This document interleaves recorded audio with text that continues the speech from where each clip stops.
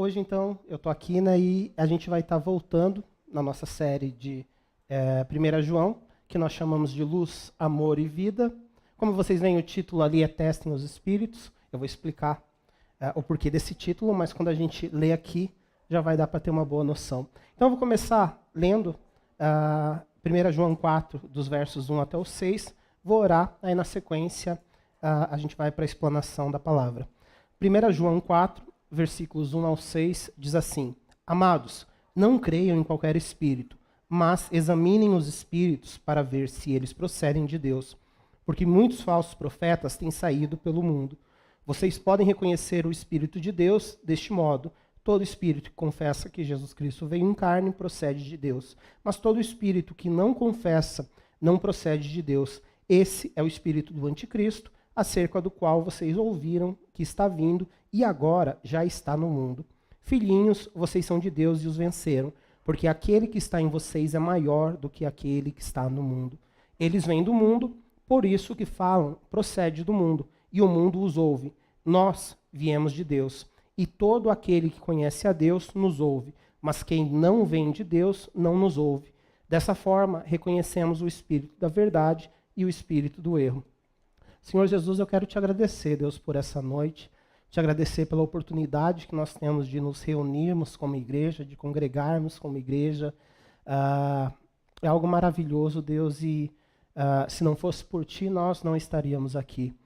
Eu peço que o Senhor venha estar me esvaziando agora, Senhor, nesse tempo da palavra, de mim mesmo, e enche-me com teu Espírito Santo, Deus, para que as palavras não sejam palavras apenas de lógica humana, apenas uma ortodoxia morta, Deus, mas que sejam espírito, vida e poder.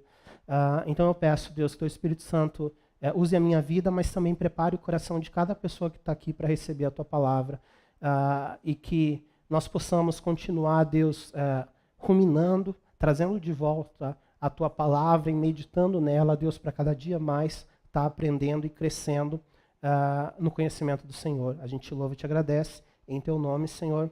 Amém. Então a gente está aqui, como eu disse, na nossa série Luz, Amor e Vida.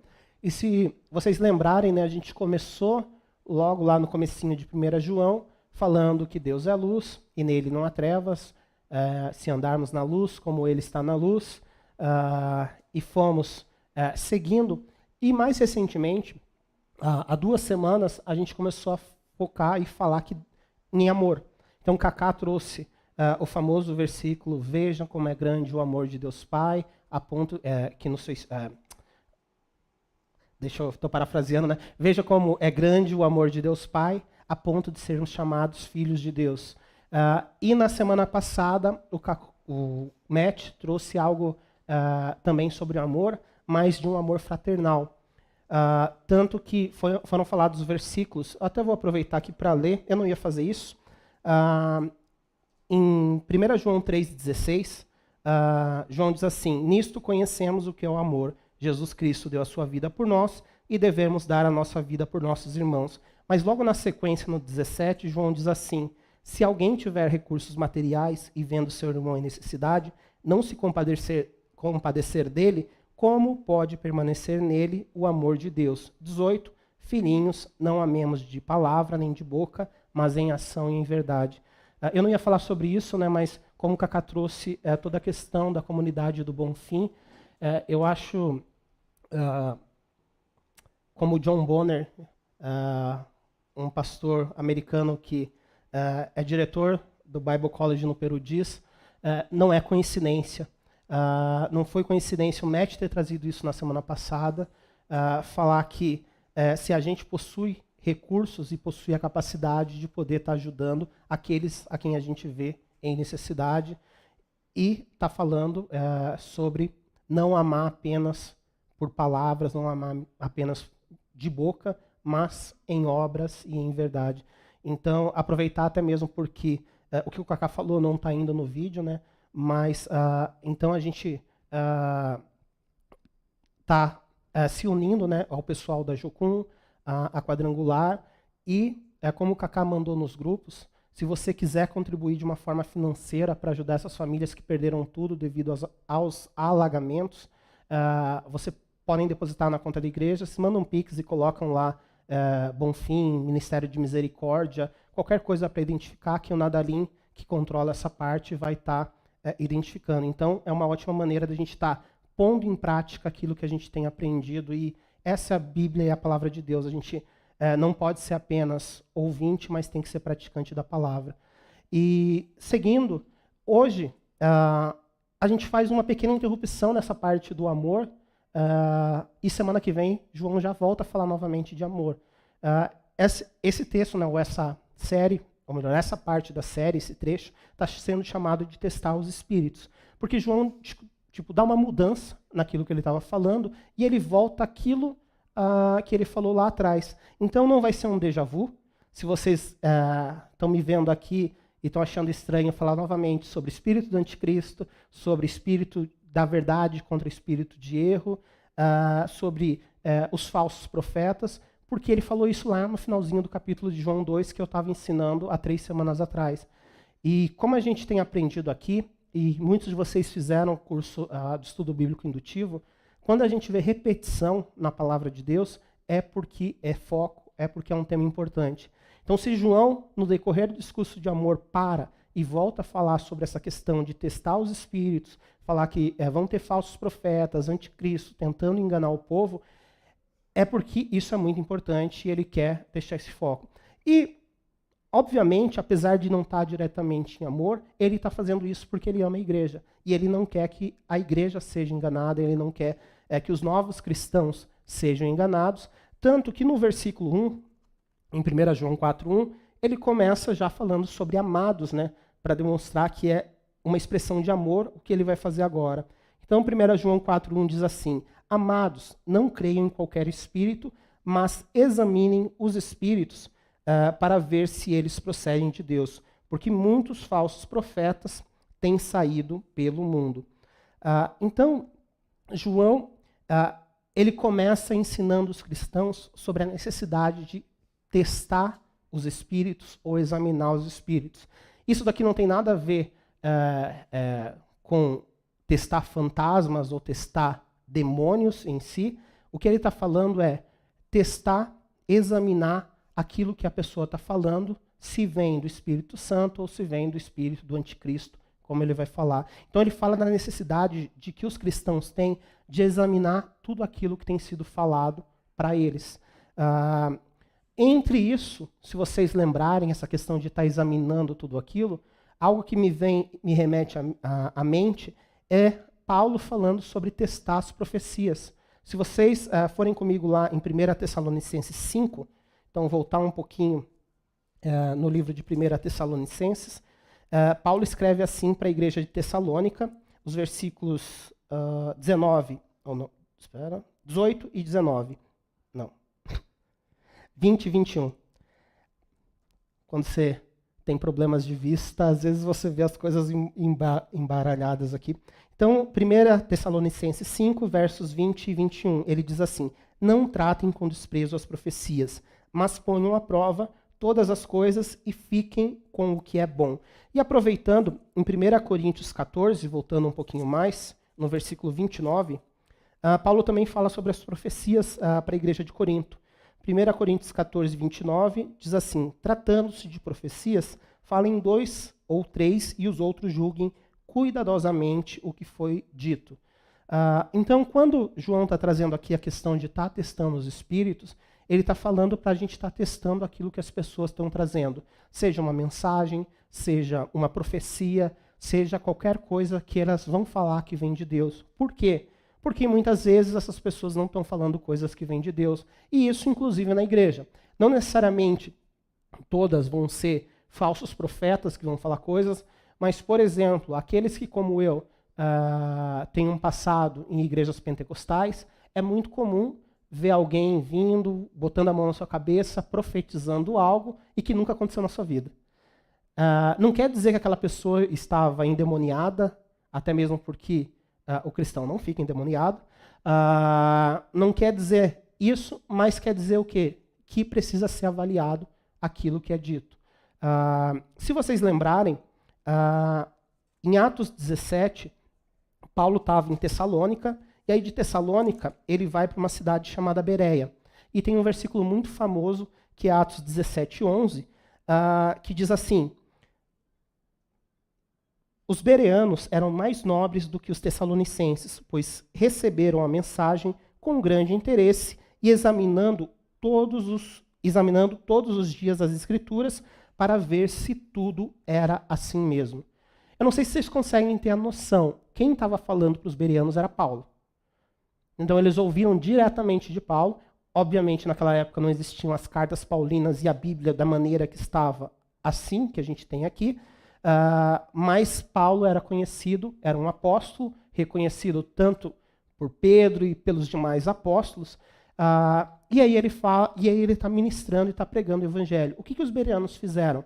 Eles foram nas Escrituras que eles tinham, todo o Velho Testamento, provavelmente algumas outras coisas ou cartas já poderiam ter chegado à mão deles, e verificaram cada coisa que Paulo disse para ver se estava de acordo com a palavra.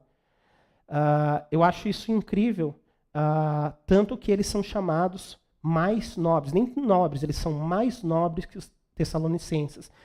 Eles são louvados, aqui, né, Lucas elogia eles, lembrando que louvor é elogio, tá? Para vocês não falarem que tem algo a ver com adoração aqui. Então, eles são louvados, são elogiados por Lucas, que escreveu o livro de Atos, sobre como que eles amavam e eles iam toda hora nas Escrituras para verificar se tudo que era dito para eles estava de acordo com as Escrituras. E eu acho interessante, até mesmo, como eu disse, não existem coincidências, como diz o pastor John Bonner. Inclusive, ele tem um livro muito bom do testemunho dele sobre isso. Eu acho interessante que essa mensagem caiu justamente no dia de hoje. Por quê? Porque se vocês lembrarem, quem lembra aqui qual dia a gente teve essa semana importante? O dia da Reforma Protestante, né? Dia 31 de dezembro foi comemorado 506 anos da Reforma Protestante. 31 de outubro, desculpa. Essa semana, obviamente, não é dezembro, né? Déficit de atenção falando. Dia 31 de outubro foram comemorados os 506 anos da Reforma Protestante. E um dos gritos da Reforma Protestante foi o Sola Scriptura. Sola Scriptura, né, somente as Escrituras, era uma declaração de que as Escrituras, a Escritura, ela é inerrante e ela é a fonte do qual a nossa fé vem. Então, se alguma tradição se opõe àquilo que está escrito na Escritura, a tradição está errada, a gente fica com as Escrituras. Isso foi um marco, por quê? Porque a Igreja Católica dizia, e continua dizendo, que as tradições e a Igreja têm igual autoridade, tanto quanto as Escrituras. Então, aquilo que a Igreja Católica disser, ou aquilo que uma tradição disser, mesmo que contrarie algo que está escrito aqui, vem de Deus, e isso é algo que causou realmente uma reforma, causou um grande reboliço, né? Mas, então, traz isso. E o Sola Escritura nos lembra da importância da palavra de Deus como fonte da nossa fé. Por que eu estou dizendo isso? Porque hoje em dia, no meio cristão, e nas seitas também, é muito comum você ver as pessoas falando sobre sentir no coração, sentir paz para saber se algo vem de Deus. Então, o que eu faço? Os Mormons, que são uma seita, dizem isso. Se você tem dúvida, ou se o livro dos Mormons, que é o outro livro que eles usam, diz algo diferente da Bíblia, o que você faz? Você ora para Deus, e aí ele vai te dar paz no coração, e você vai entender por que essas duas coisas estão diferentes ali, e aí está tudo bem. E aí o que acontece? Eu não estou dizendo que Deus não traz paz ao nosso coração, né? A gente estava aqui no tempo de oração antes, né? Eu citei Filipenses 4, que diz, não andem ansiosos por coisa alguma, mas em tudo, com oração, súplicas e ações de graça, façam seus pedidos conhecidos diante de Deus, e a paz de Deus, que excede todo entendimento, guardará o coração de vocês. Mas ele não está falando ali, se você tem alguma dúvida se algo é bíblico ou não, pergunta para Deus, você vai sentir uma paz no teu coração, e aí você sabe que é real. Por quê? Porque às vezes, o que a gente acha que a voz de Deus é a gente mesmo, aquilo que a gente quer. Você ora, para gastar todas as suas economias naquele carro importado que você sempre quis. E aí você ora, Deus, me traz paz se eu não vou ter nenhum problema financeiro se eu gastar todas as minhas economias nessa Ferrari. Aí você vai lá e compra e se ferra, não consegue pagar IPVA, não consegue a manutenção do carro e vai reclamar com Deus. Deus, você me deu paz no coração. Eu estava tão bem, eu senti que era de você. Não, você sentiu no coração. Um versículo que eu amo citar também é Jeremias 17, 9. Eu acho que é 9. Mas está em Jeremias 17, de qualquer forma, que diz que o coração é mais enganoso do que todas as coisas, a sua doença é incurável. Então, se a gente confiar demais no nosso coração, a gente pode ser enganado, porque muitas vezes o que a gente está ouvindo são os nossos próprios desejos, ou às vezes até mesmo a voz do inimigo falando. Então, a gente vê João trazendo aqui a importância de estar examinando. Uma das formas de a gente estar examinando é através das Escrituras. Se a gente sabe, a gente vai saber se alguém está falando aquilo que é de Deus ou não. Como? Isso está condizendo com a palavra?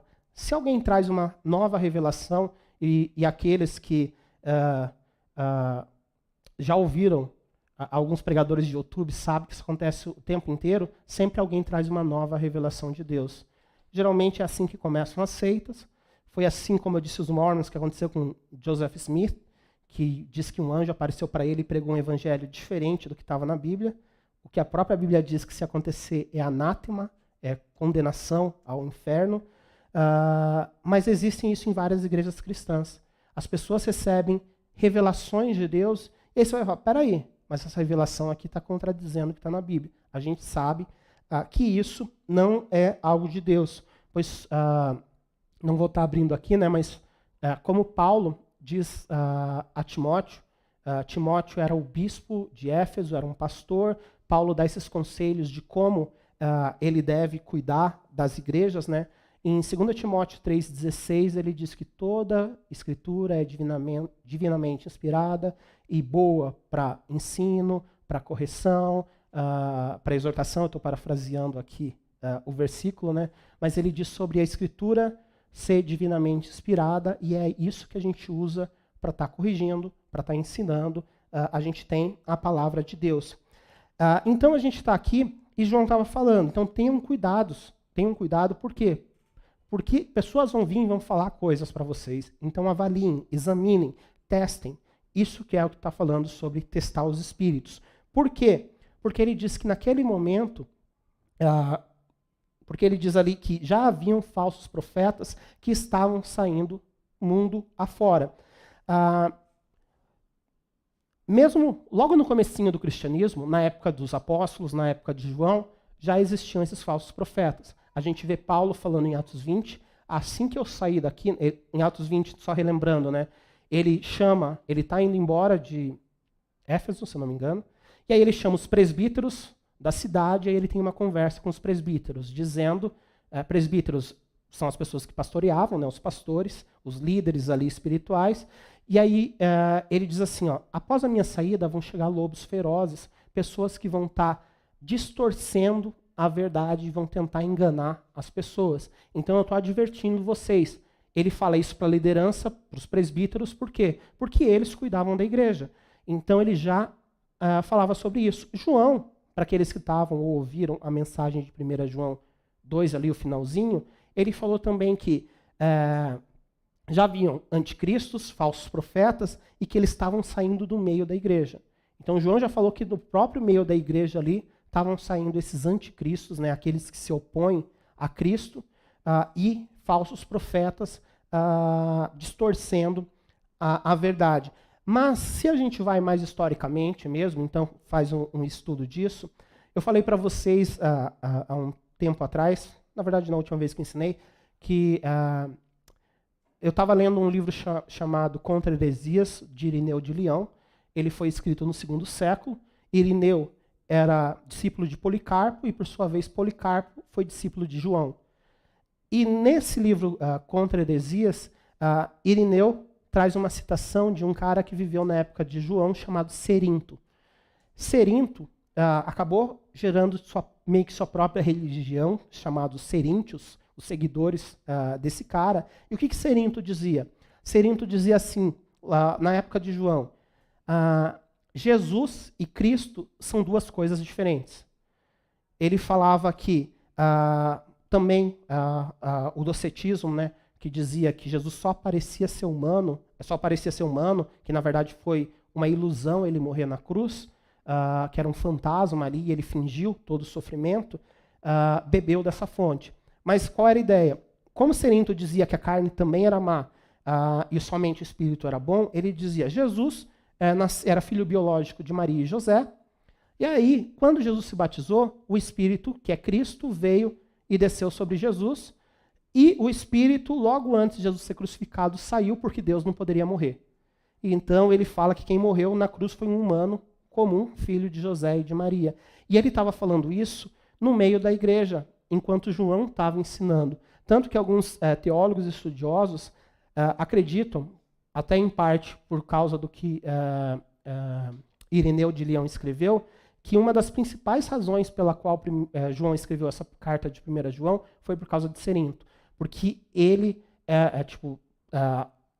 estava crescendo isso, e ele estava impactando essas igrejas com a ideia de que Jesus e Cristo são coisas separadas. Mais uma vez, caía naquela mesma coisa. Quem morreu na cruz foi apenas um humano. E aí o que acontece? Se quem morreu na cruz foi apenas um humano, poderia ser qualquer um, então não foi Deus que deu sua vida por nós. E aí que a gente aí começava a atacar o cerne do evangelho. A gente precisa, então, estar sempre atento àquilo que as pessoas nos dizem. E eu digo isso, inclusive, a gente que está aqui na frente. Não é porque a gente é presbítero, não é porque é um pastor convidado que está aqui na frente, que vocês vão tomar sempre tudo o que é dito. Lembra, os bereanos sempre olhavam à luz da palavra. Eu não estou falando que a gente está falando coisas erradas aqui, tá? A gente gasta muitas horas no estudo da palavra, orando e buscando de Deus para falar. Mas é dever nosso como cristão de estar lendo as nossas Bíblias. Infelizmente, por causa das tecnologias, às vezes a facilidade torna a dificuldade. A gente tem a Bíblia a todo momento no celular, mas às vezes a gente acaba lendo menos ainda do que a gente lia em tempos atrás, quando você parava para tirar um tempo e pegar a sua Bíblia física e sentar lá no teu quarto e ler. A gente precisa ler. Essa palavra é viva, essa palavra é eficaz, né? Mas ela é viva e eficaz na sua vida se você ler. Se você não ler, o Espírito Santo não vai te lembrar as coisas que Jesus disse se você não sabe aquilo que Jesus disse, né? Você precisa conhecer o que Jesus disse para que o Espírito Santo te lembre. E aproveitando, antes de avançar para o próximo versículo, eu queria ler um versículo a mais, que é 2 Timóteo 2, versículo 15, que é um versículo bem famoso, bastante usado em conferências de pastores, de obreiros e de coisas assim. Quem já foi em alguma conferência cristã de líderes provavelmente já ouviu esse versículo na conferência. Procure apresentar-se a Deus aprovado, como obreiro que não tem do que se envergonhar e que maneja corretamente a palavra de Deus. Mais uma vez, né, eu estou dizendo aqui, você vai falar, mas Paulo disse isso para Timóteo. Timóteo era bispo de Éfeso, Timóteo era um pastor. Então ele está falando para um pastor que ele tem que estar como obreiro aprovado e tem que saber manejar bem a palavra de Deus. Na verdade, apesar dele ter dito isso para Timóteo, e apesar de, realmente, é um dever dos pastores, dos líderes, e serem esses obreiros aprovados, saber manejar bem a palavra. Saber manejar bem a palavra não quer dizer saber 1 ou 2 versículos isolados da Bíblia, é saber usar a Bíblia mesmo. E você não precisa saber, às vezes, de cor, né, tudo que está ali. Às vezes a gente não lembra exatamente onde está, mas você vai lá e volta. Mas para isso você precisa ler. Se você nunca leu a Bíblia inteira, fica complicado você manejar bem ela, né? Então, fica a dica para nós. Por quê? Porque, apesar de ele trazer isso para Timóteo, esse é um dever de todo cristão. Todo cristão precisa saber manejar bem a palavra. Por quê? Para a gente não ser enganado. Existem falsos profetas, existem pessoas que vão tentar distorcer a verdade, e a gente precisa saber examinar ou testar os espíritos. A gente vai saber como? Conhecendo a palavra de Deus. E aí, João ele segue nos versículos 2 e 3, dizendo, Vocês podem reconhecer o Espírito de Deus deste modo. Todo espírito que confessa que Jesus Cristo veio em carne procede de Deus, mas todo espírito que não confessa Jesus não procede de Deus. Esse é o espírito do anticristo, acerca do qual vocês ouviram que está vindo e agora já está no mundo. João ele vai nos dar mais uma dica de como está reconhecendo esse espírito do anticristo ou esses falsos profetas. Além de examinar a palavra, examinar a Bíblia, a gente precisa fazer o quê? A gente precisa verificar se aquilo que a pessoa, ou se o Jesus que aquela pessoa apresenta é o Jesus verdadeiro. O que é o Jesus verdadeiro? É o Jesus que está na Bíblia. Aquela pessoa que está falando, está trazendo uma mensagem do Jesus verdadeiro, por quê? Porque existem muitos falsos Jesuses, não sei se existe esse plural, mas existem muitos falsos por aí, os anticristos. E eu não estou falando não, do Henrique Cristo, a figura né, polêmica que fala, é engraçada, cômica, a caricatura que se tem. O que ele está falando é que, muitas vezes, e eu nem estou falando de pessoas reais, as pessoas creem num Jesus que não existe. Se você crê num Jesus que não existe, o que você está fazendo? Você não está crendo em Jesus Cristo de verdade. Eu estou me adiantando no que eu ia falar. Só vou fazer uma pausa e já volto nessa ideia. Se a gente parar para pensar, hoje em dia, a gente tem muitas seitas, e infelizmente até algumas igrejas que acabam apresentando um Jesus que não é o Jesus bíblico. Falando em seitas em si, se vocês conhecem, por exemplo, os Testemunhas de Jeová, a gente tem um templo ali na esquina, né? Quem é Jesus para eles?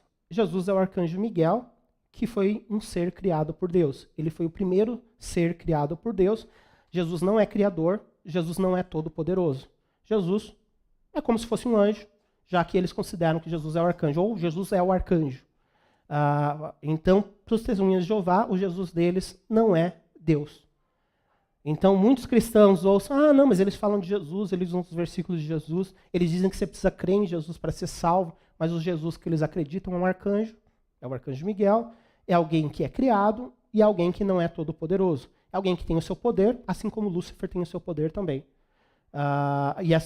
E tecnicamente, indiretamente, acaba sendo como Jesus é o irmão de Lúcifer, que é o que outra seita também acredita, que são os mormons, que eu já citei anteriormente.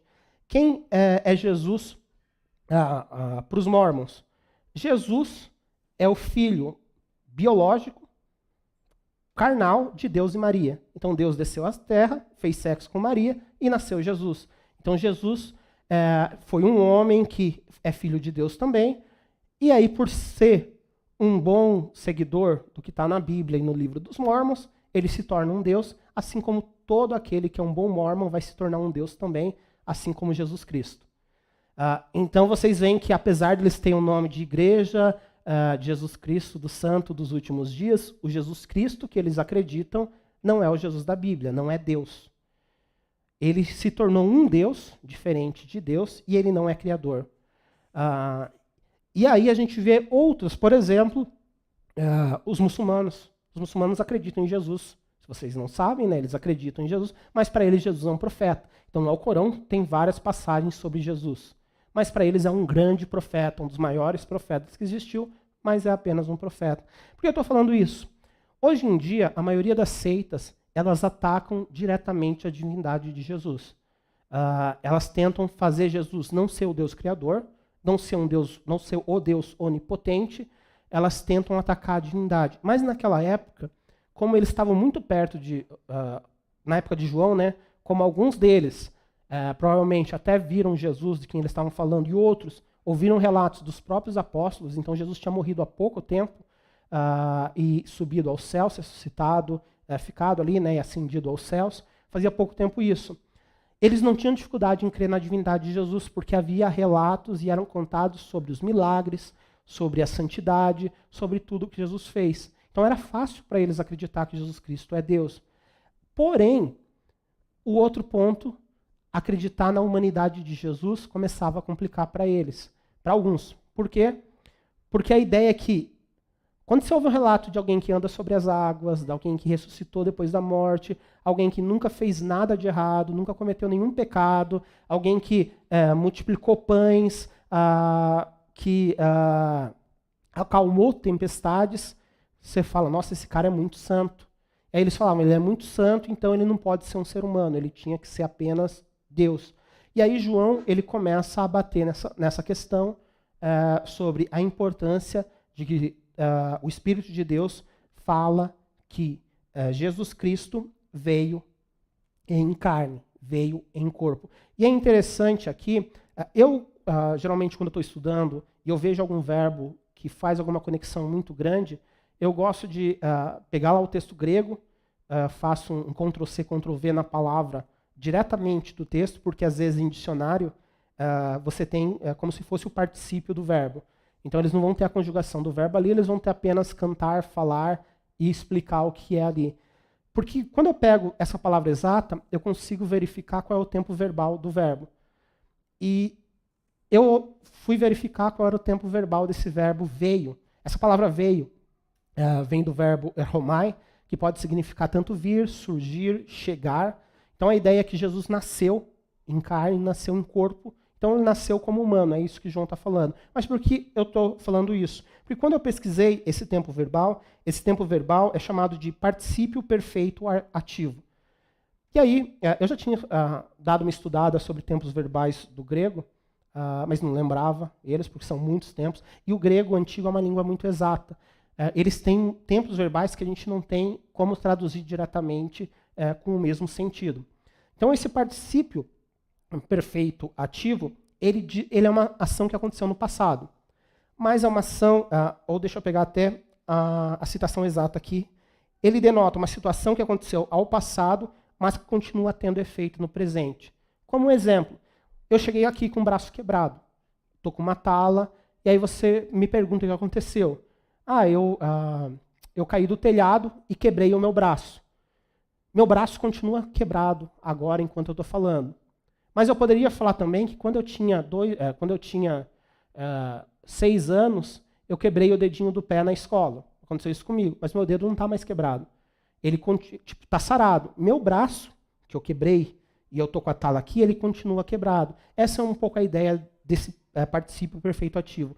Então ele é algo que aconteceu no passado, mas que continua no presente. Então quando ele diz que Jesus veio em carne, ou que Jesus nasceu em corpo humano no passado, ele está dizendo que Jesus nasceu, é uma ação que aconteceu no passado, mas ele quer dizer que ele nasceu, ele veio em carne, mas que no presente ele continua em carne. Então essa é a ideia do veio que está aqui. Então ele não está falando apenas que Jesus se tornou humano. Ele estava dizendo que Jesus se tornou humano, quando ele morreu na cruz ele era humano, quando ele ressuscitou ele tinha um corpo humano, e que hoje ainda, ou naquela época que João está falando, ele ainda tinha esse corpo humano.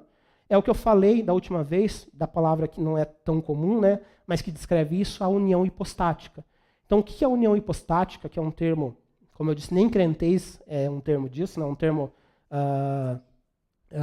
pouco usado no meio cristão, mas ela diz que Jesus é plenamente Deus e Jesus é plenamente homem ao mesmo tempo. A gente tem dificuldade de entender coisas que são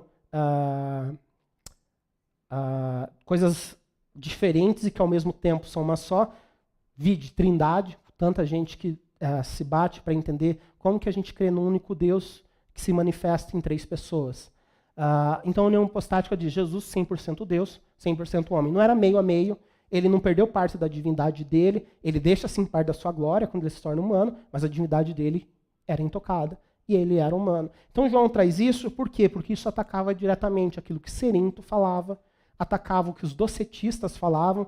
Lembrando, docetista falava, vem de Doquem, né? Jesus parecia ter um corpo, mas não tinha um corpo de verdade. Ele encenou a morte dele na cruz. E isso, qual era o grande problema? Isso ataca aquilo que Hebreus 9:22 diz. Sem derramamento de sangue não há remissão de pecados. Então eles estavam atacando essas seitas, esses hereges que surgiram, a humanidade de Jesus, para dizer que Jesus não morreu na cruz, ou que Deus não se torna homem e morre na cruz para salvar a humanidade.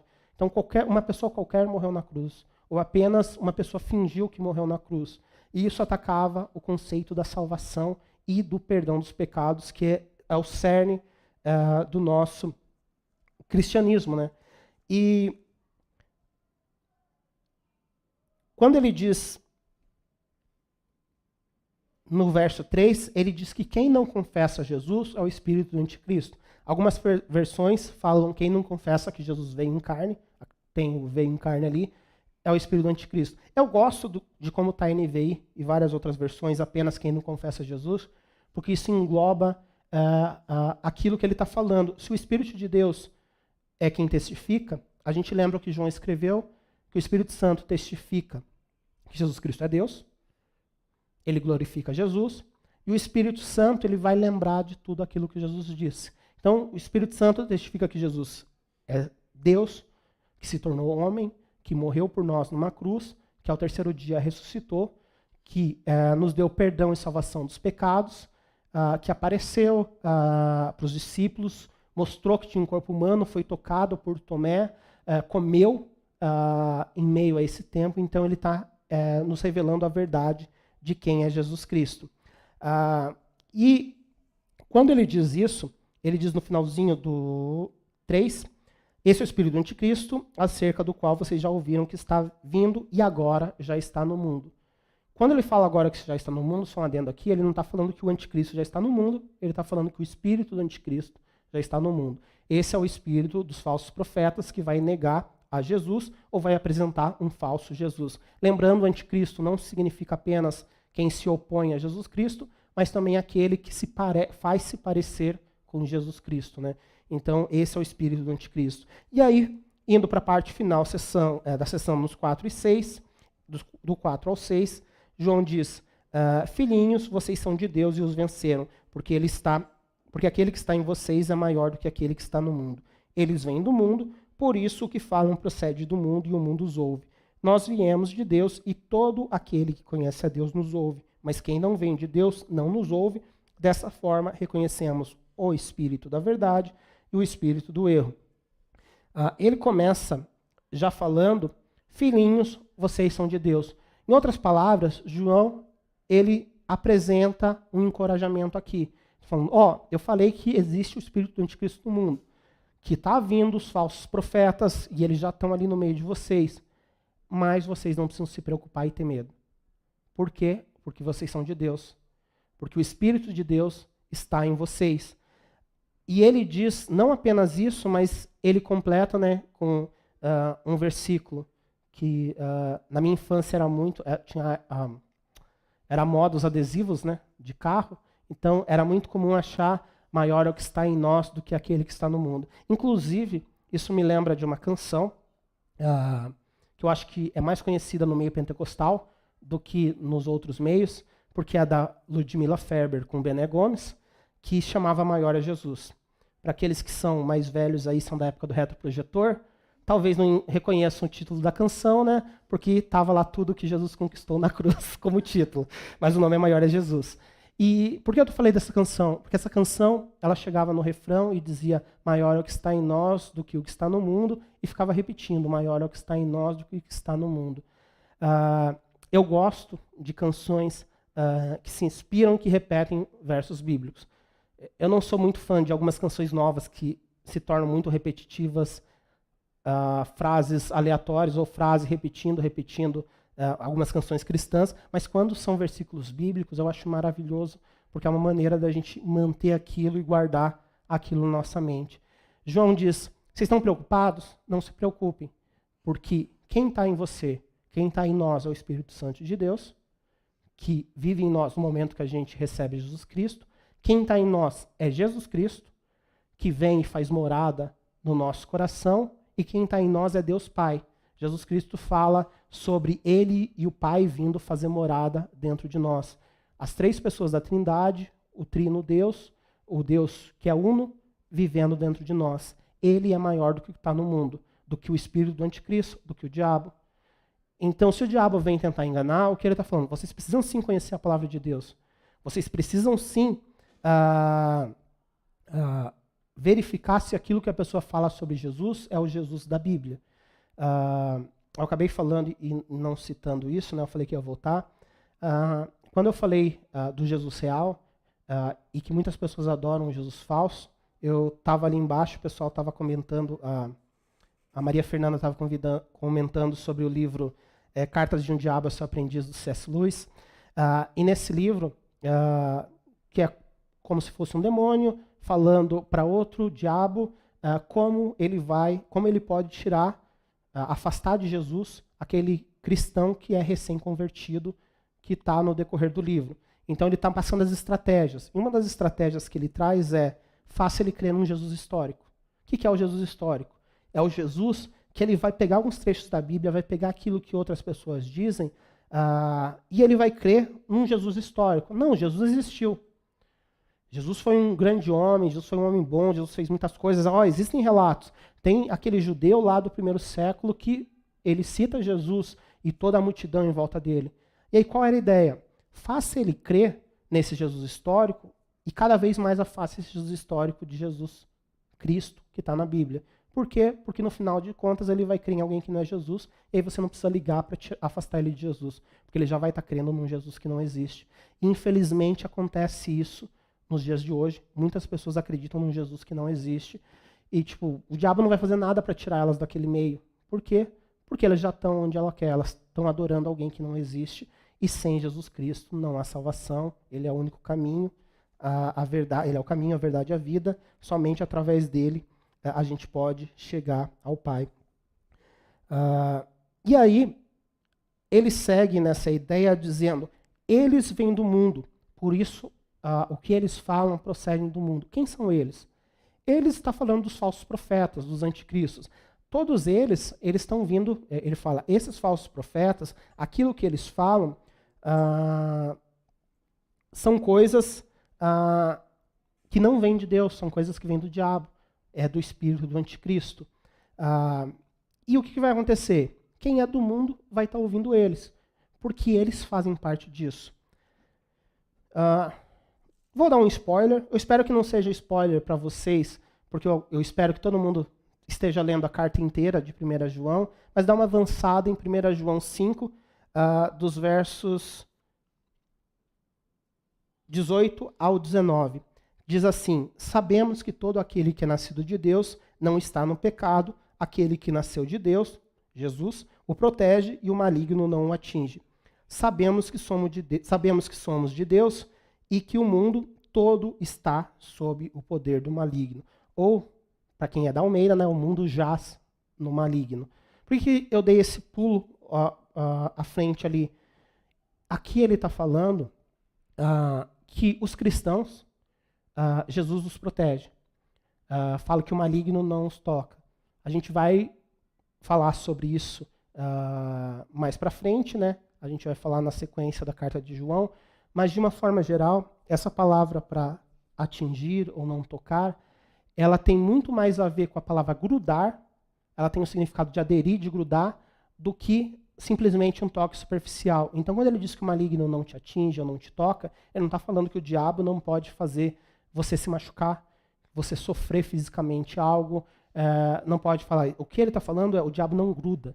Ou seja, como eu disse, um cristão não pode ser possesso, um cristão não pode estar endemoniado. Por quê? Porque maior é o que está em nós do que aquele que está no mundo. Mas eu não vou me ater a isso, porque eu quero me ater na sequência do que ele fala. O que ele fala na sequência é que, no versículo 19, é que o mundo todo está sob o poder do maligno. Né? Então, lembrando, o mundo, o Kaká já trouxe isso antes, é o sistema do mundo que ele está falando, e ele fala que esse sistema do mundo está sob a influência do maligno. Como ele está sob a influência do maligno, quem ele ouve? Ouve o diabo. Vai ouvir o que os anticristos, o que os falsos profetas estão falando. Mas João, como eu disse, ele está usando essa parte para encorajar. E aí o que ele diz no versículo 6? Nós viemos de Deus, e todo aquele que conhece a Deus nos ouve. É interessante a gente saber quem é esse nós. Porque às vezes a gente ouve nós e fala: nós é a pessoa que está falando, mais alguém. Pode ser eu mais uma pessoa, pode ser eu e todo mundo aqui, pode ser eu e só algumas pessoas daqui, se eu falo nós. Quem é esse nós que João está falando? A Igreja Católica, ela tirou parte disso daqui para dizer que nós inclui a Igreja Católica, inclui a tradição, e usar isso até como uma desculpa para falar que eles têm a mesma autoridade do que a mesma autoridade bíblica do que a Bíblia. Mas esse nós que ele está falando aqui, João, provavelmente não se refere a pessoas ordinárias ou pessoas comuns ou a instituição. Por quê?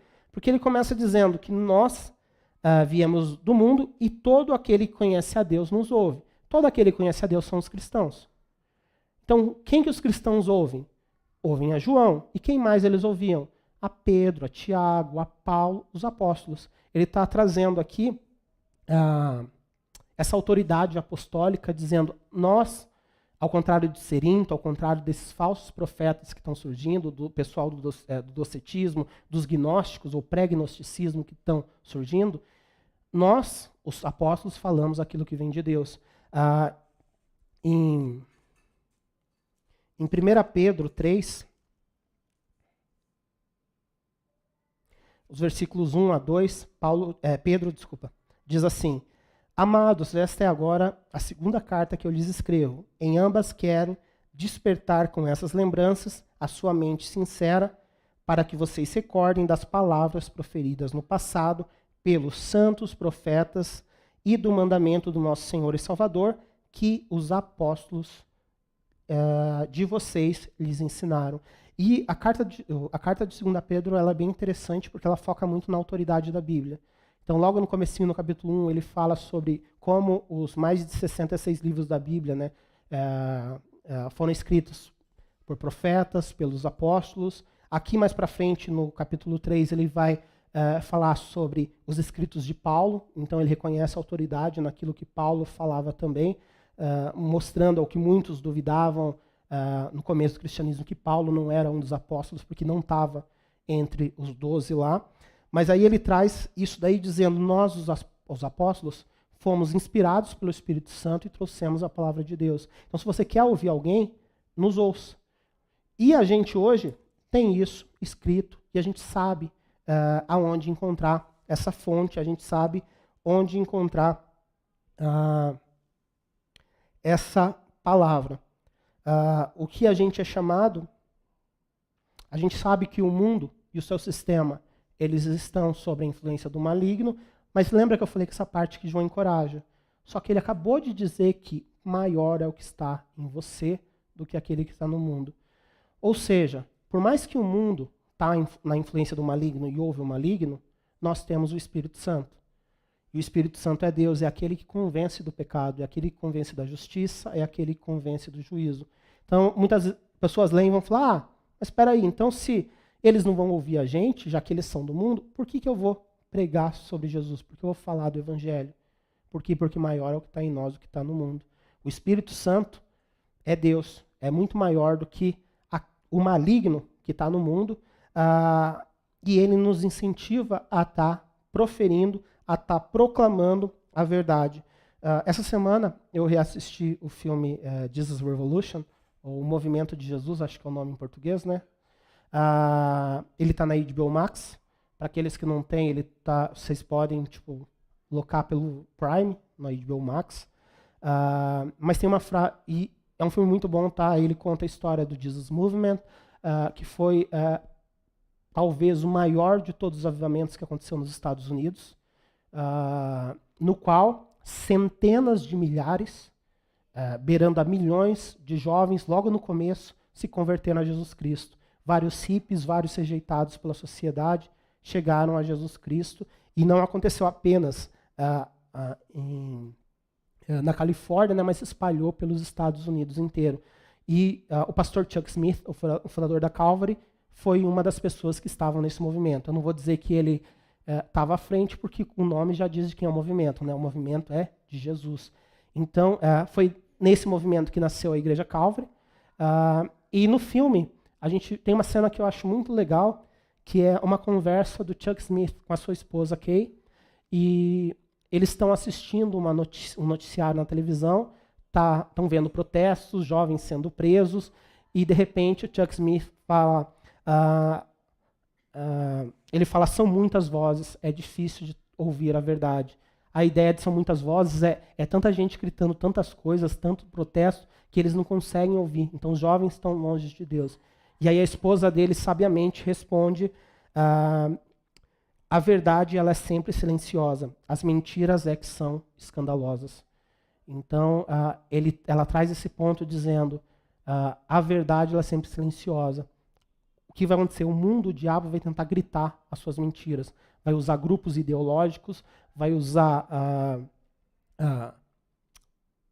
os seus peões mesmo para fazer o quê? Para tentar abafar a verdade de Deus. Como a gente vê acontecendo hoje através de tantos movimentos ideológicos contra a igreja. Mas a gente tem que lembrar que maior é aquele que está em nós do que aquele que está no mundo. A nossa fé, ela não pode estar baseada naquilo que a gente sente, ela tem que estar baseada na palavra de Deus. E essa é uma das partes que eu oro para que a gente retenha isso. É muito importante a gente conhecer o que está escrito na palavra de Deus, para a gente saber reconhecer. É claro, João traz esse alento. Jesus te guarda. A tua salvação não é por aquilo que você faz, é Jesus que te deu e ele está te protegendo. Mas se você não quer ser enganado, João já começa também dizendo, eu vou dar uma dica para vocês. Reparem em tudo isso. Então, de uma forma resumida, de uma forma prática, botando em prática o que é examinar os espíritos, o que João nos traz aqui? Ele diz que examinar os espíritos, que é saber se algo vem mesmo da parte de Deus, primeiro, essa pessoa vai falar de um Jesus real, do Jesus que está na Bíblia. Essa é a maneira que a gente analisa. O Jesus que é 100% Deus, que é 100% homem, que morreu na cruz por nós e nos deu salvação do pecado. Em segundo lugar, a gente precisa pedir direção do Espírito Santo, porque ele vai ser quem testifica sobre Jesus e vai lembrar de tudo aquilo que a gente leu. Eu acabei invertendo a ordem, mas vai lembrar de tudo aquilo que a gente leu. Em terceiro, a gente precisa ser como os bereanos. Está sempre voltando à Bíblia e verificando. E eu encorajo vocês, hoje à noite mesmo, durante a semana, voltem e leiam. Vejam se tudo que eu disse realmente está escrito na Bíblia. Verifiquem. Isso não é um atentado contra a minha autoridade, de forma alguma. Não é a ideia de que algumas igrejas neopentecostais dizem não toquei o ungido de Deus, para dizer que você não pode questionar nada que o pastor disse, e aí ele começa a soltar um bando de abobrinhas, e as pessoas falam, mas na Bíblia diz para fazer diferente. Mas você não pode questionar aquilo porque eu sou o ungido de Deus. Não, a gente vê Paulo, eles analisaram, obviamente Paulo não falou nada errado, e eles analisaram ali. Lembra que Jesus vive em nós, que o Espírito Santo vive em nós, que Deus Pai vive dentro de nós, maior é o que está em nós do que aquele que está no mundo. Que a gente possa estar louvando a Deus e engrandecendo Ele, né? Porque assim como a graça, João nos traz isso de como está checando, examinando os espíritos, mas ele nos lembra também que Deus está agindo em meio a tudo isso, que é o Espírito que vai nos lembrar e é através dele em nós que nós vamos vencer. Vamos orar e aí a gente vai ter mais um tempo de louvor.